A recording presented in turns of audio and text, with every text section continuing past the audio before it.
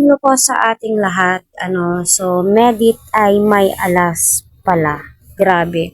Pati sila ay nagulat. So yan po yung topic po natin for tonight's video.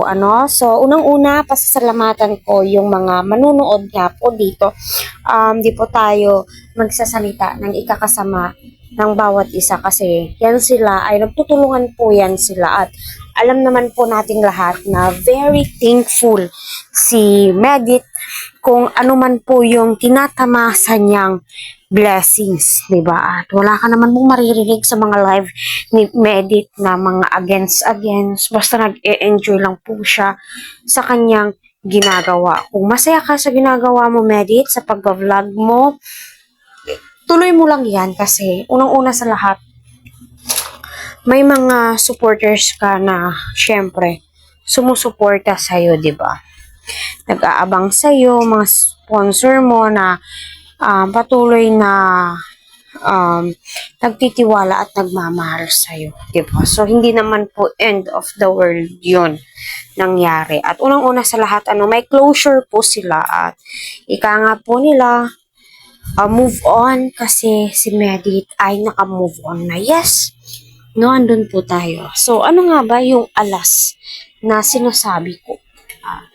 Alam na alam po ninyo ito at sobrang proud kayo kay Medit.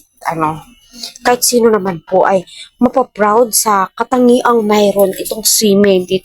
Bukod sa madiskarte sa buhay, syempre, napakatalinong bata, family-oriented, ika nga po nila.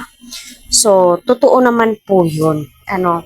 Iniisip niya bago siya hahakbang.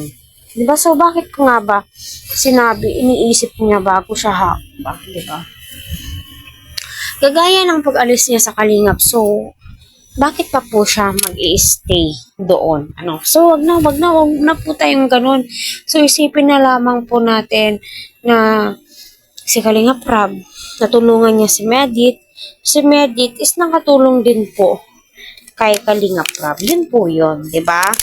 Kasi wala ka naman pong masasabi or wala naman pong nasabing hindi maganda si Kalingap Rab kay Medit. Wala po siya kung po yung bibig po niya. So, ganun po kabait at ganun din ho itong si Medit.